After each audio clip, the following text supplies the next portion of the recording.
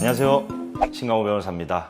오늘은 댓글에 수사서류 작성법을 좀 알려달라고 했고, 저도 예전에 이제 그런 거를 신임수사관한테 강의한 적이 있어서 그때 고민했던 거를 한번 말씀드려 보려고 하는데, 일단 저도 수사서를 잘 못 썼습니다. 지금도 더 배워야 되는데, 그래도 지금 이제 수사서를 보고 있는 입장이기도 하고, 그 다음에 저도 법률 문서를 쓰다 보니까 좀 더 발전해야겠다는 생각에 고민을 좀 해봤고요. 그 고민의 결과를 오늘 좀 한번 같이 공유해보는 취지에서 한번 말씀드려 볼까 합니다.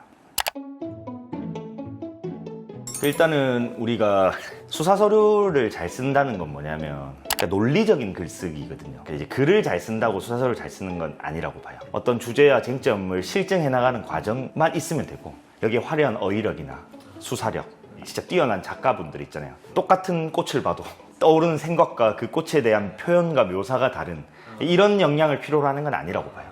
그래서 우리가 딱 타겟으로 잡는 건 논리적 글쓰기다. 옛날부터 저는 좀 논리적인 글쓰기, 보고서 이런 거를 좀 잘 쓰고 싶은 욕심이 많았는데, 제가 대학 때 이제 대외 활동을 처음 갔는데 제 동갑내기 여자애가 하나 있었어요. 서강대 나와가지고 평상시에는 그 조 모임 하면 제가 거의 다 이제 주도를 하죠. 막 깐족깐족하면서 뭐 웃기고 하는 건 다 하는데, 정작 어떤 과제가 떨어졌을 때 이 친구가 너무 논리적으로 자기 주장을 펼치는 거예요. 저는 한마디도 못했거든요. 옆에서 보면서 와, 진짜 멋있다, 저런 걸 좀 해보고 싶다, 이런 생각이 들어서 뭐 학창시절부터 그런 관련된 책을 많이 읽었던 것 같아요. 제가 읽었던 여러 책 중에 제일 추천드리는 거는 그 유시민의 글쓰기 특강, 그거랑 후속편으로 나온 유시민의 논술 특강이 있어요. 서울대 논술 문제를 가지고 논증하는 거에 대한 모범 답안 하나 적어놓은 책이 있거든요. 그거까지 읽는 사람 잘 없는데, 저는 그걸 읽고 제가 직접 풀어보고 비교도 해보고 막 이렇게 했었어요. 그래서 그런 책들이 좀 좋았던 것 같고, 그리고 강원국 씨가 쓴 대통령 보고서라는 책이 있거든요.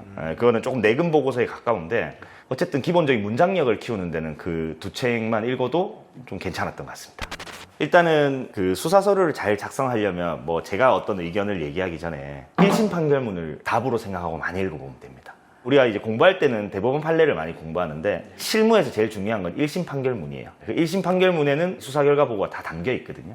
만약 변호인이 다툰다고 하면 그 쟁점들을 다 설치를 해놨어요. 그러면 그 문구와 그 형식을 차용하면 그 이상의 논리적 글쓰기는 없는 거죠. 저 같은 경우에는 경제지능 사이버 했다가 여청을 처음 갔을 때 잘 모르니까 그냥 아무 지방법원 홈페이지 들어가서 판결문에서 강간, 강제추행 이런 거 검색해서 다 읽어보는 거예요. 그럼 대충 어떤 식으로 판결하는지 트렌드나 양형이나, 성범죄는 진술신빙성 다툼이 엄청 크거든요. 그럼 그거를 판단할 때 이거를 봤구나, 그리고 이걸 어떤 식으로 적었구나. 판결문보다 더 나은 건 없어요. 그래서 이 영상을 보기 전에 판결문을 보겠다고 하시면 그걸 그냥 보시면 됩니다. 수사서류를 잘 쓰는 방법은 저는 4가지라고 보거든요. 첫 번째가 목차 중심으로 사고해야 돼요. 그리고 두 번째가 기호와 논증을 구별해야 돼요. 그 다음에 세 번째가 이제 기초 문장력을 좀 길러야죠. 그거는 되게 중요한 게 아닐 수도 있는데, 이거를 안 하면 되게 신뢰를 잃을 수가 있어요. 네 번째가 이제 아까 말했던 것처럼 케이스를 많이 늘려야 됩니다. 그래서 수사서류를 작성하는 게 그냥 이 서류 보고서를 예쁘게 만드는 게 아니고, 그 서류를 잘 작성하는 사람들은 수사를 잘하게 돼 있어요. 그러니까 답안이 있는 상황을 머릿속에 먼저 떠올릴 수 있는 사람은 그거 맞춰서 수사를 할 수가 있는 거죠. 근데 내용이 복잡하다 보면 뭐가 뭔지를 모르겠어요. 그래서 그 목차로 사고하는 게 굉장히 중요하거든요. 그래서 이제 뒤에는 좀 구체적으로 한번 말씀드려 보겠습니다. 자, 첫 번째가 이제 목차 중심의 사고잖아요. 그러니까 어떤 사건이 하나 들어왔는데 내가 여기서 뭐를 해야 될지를 모르는 신임수사관들이 있어요. 근데 아무도 안 알려주죠. 그러면 정해진 수사결과보고서 양식에 따른 그 목차대로 사고를 하면 사건이 좀 쉽게 수월하게 해결되는 경우가 있어요. 원래 그런 말이 있었어요. 수사를 잘하는 사람은 수사결과보고서부터 쓴다. 결론을 정해놓은 게 아니고 뭐를 내가 물어봐야겠다는 걸 알고 방향성을 정해놓고 조사를 받으면 수사는 잘할 수밖에 없죠. 수사서류의 또 하나의 그 특징이 뭐냐면 발췌독이에요. 빠른 시간 내에 캐치해야 돼요, 쟁점을. 이 문학작품처럼 처음부터 끝까지 읽으면서 기승전결을 느끼고 이 문장의 어떤 감동을 느끼는 게 아니라, 이 쟁점이 확인됐나를 빨리빨리 쟁점별로 읽어야 좋은 수사 보고서고, 구조화하는 게 그래서 중요한 거예요. 여기에는 요 주장만 있고 여기에는 요 주장만 있다는 게 딱딱 나눠져 있으면 언제든지 쉽게 돌아가서 다시 볼 수 있는 거죠. 그래서 목차별로 사고하고 구조화하는 게 제일 중요하다. 구체적인 내용은 이따가 한번 제가 그냥 제 생각을 한번 정리해 볼게요. 다음으로 이제 기호랑 논증을 구별하는 건데, 기호는 입증할 수 없는 내용들이에요. 예를 들면 심광우는 못생겼다. 이거는 뭐 어떻게 입증할 거예요? 못생겼진 않았는데. 어쨌든 그거는 완전한 기호죠. 근데 심강호는 91년생이다 하면 이제 완전히 논증이 가능하죠.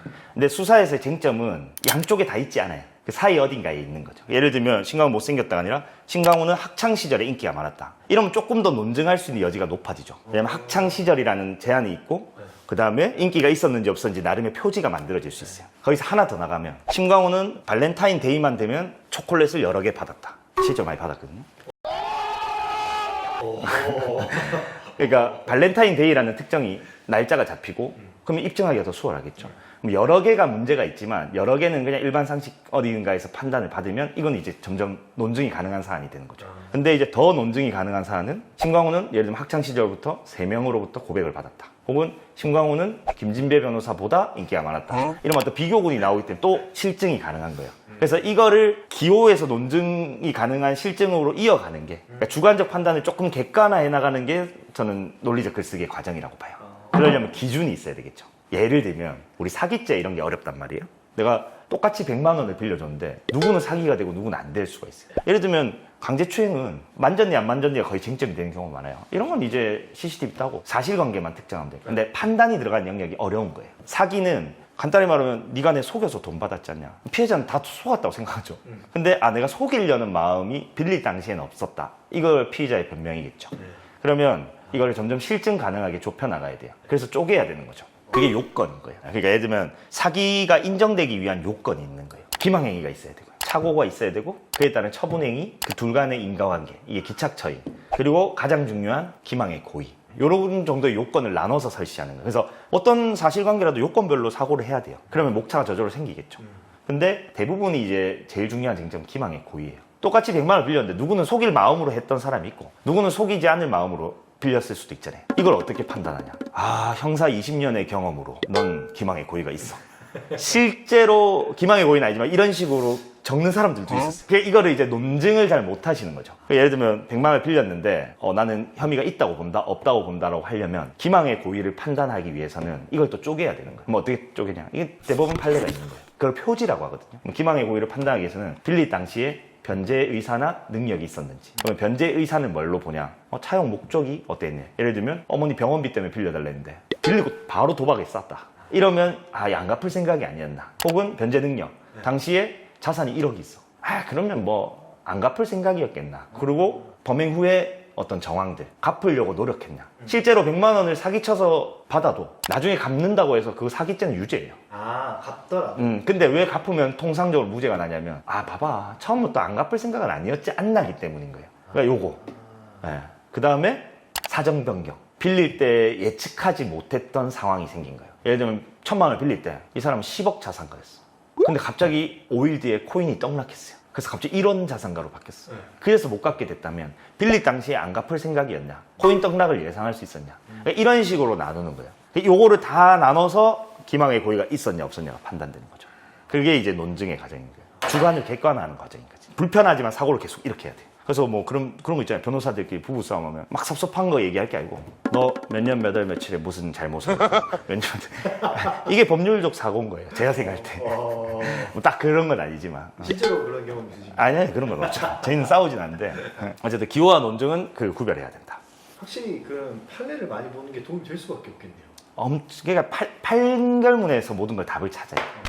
다음으로 이거는 그냥 문장력입니다. 이거는 좀 타고나거나 아니면 오랫동안 어떤 텍스트를 많이 접하려고 노력해왔던 사람이 아니면 단기간에는 어렵겠죠. 근데 문장을 깔끔하게 쓰는 기술적인 건 몇 개는 있어요. 일단은 제일 중요한 거는 주어랑 서술어를 일치시켜야 돼요. 나는 뭘 했다가 돼야 되는데 중간에 너무 많은 얘기가 적혀 있고 주어 서술어 일치 말고도 단문으로 쳐내는 게 좋아요.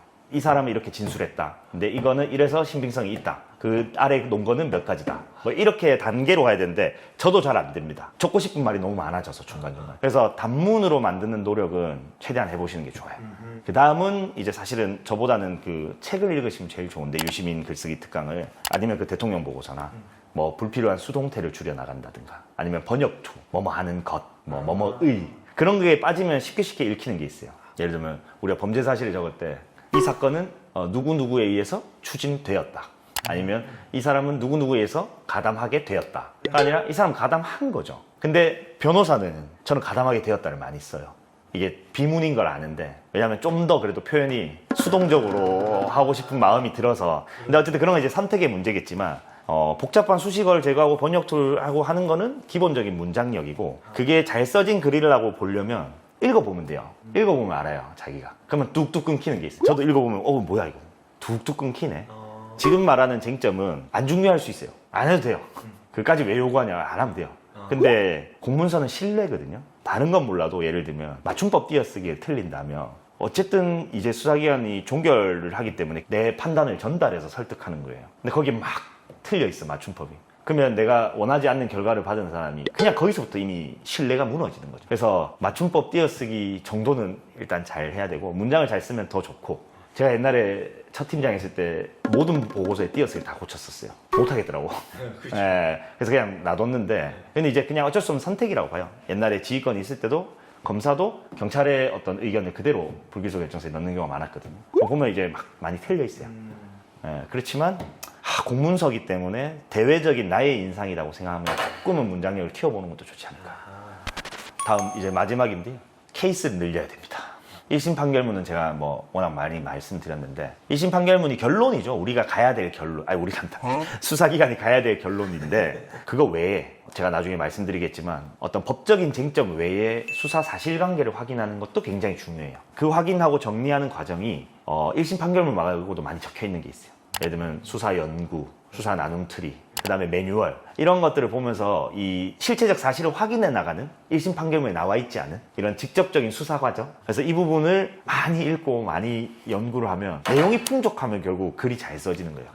수사가 제일 잘 되면 수사 결과 보고서는 간단하게 돼 있어요. 자백 끝, 자백 보강 끝 이러면 되잖아요. 근데 쟁점이 많으면 어쩔 수 없지만, 내가 수사가 풍족하게 돼 있으면 수사 결과 보고서 쓰는데 어려움이 없어요. 근데 이런 생각을 안 하고 그냥 수사 결과 보고 쓸 때 뭐야 이거 빠졌네, 에이 대충 얽어부리자.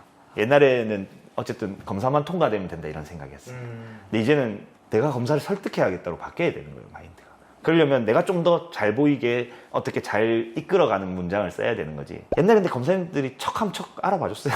막 써도 안 보고 그냥 수사서를 다시 보고 이러셨는 것 같은데, 이제는 내가 정리한 문서가 파급력이 좀 더 세다. 그래서 많은 케이스를 가지고 서류를 써야 된다. 마지막 결론은, 그러니까 우리가 보고서를 예쁘게 쓰고 글 좀 잘 쓴다고 수사하나 이런 말씀들 많이 하세요. 왜냐면 실제로 수사가 그런 거 아니거든요. 당장 뛰어가서 누굴 잡아오는 것도 대단한 능력이고요. 첩보를 수집하고 조사를 직접 받고. 근데 그런 1차적 사실관계 수집을 경찰이 잘 해요. 그거는 검사들도 보통 인정을 하고. 근데 그게 어쨌든 우리가 유죄를 받기 위한 수사, 우리가 이거 수사기관이 유죄를 받기 위한 수사라는 건데, 이 결론에 이르는 곳이 어디고 그 쟁점에 따라서 그 잘하는 수사 행령이 펼쳐지면 더 좋은 거예요. 법적 쟁점이 끝났는데도 막 2시간 더 조사받고 막 다시 대지조사하는 사람도 있어요. 그러면 미치는 거죠. 그래서 방향을 잘 잡아야 되기 때문에 이 수사 서류를 잘 쓰는 게 중요한 거지, 예쁘게 쓰고 이런 게 중요한 건 아니고요. 근데 여기까지는 전부 제 생각이고, 아니라고 생각하신다면 그 유튜브를 끄셔도 되는데.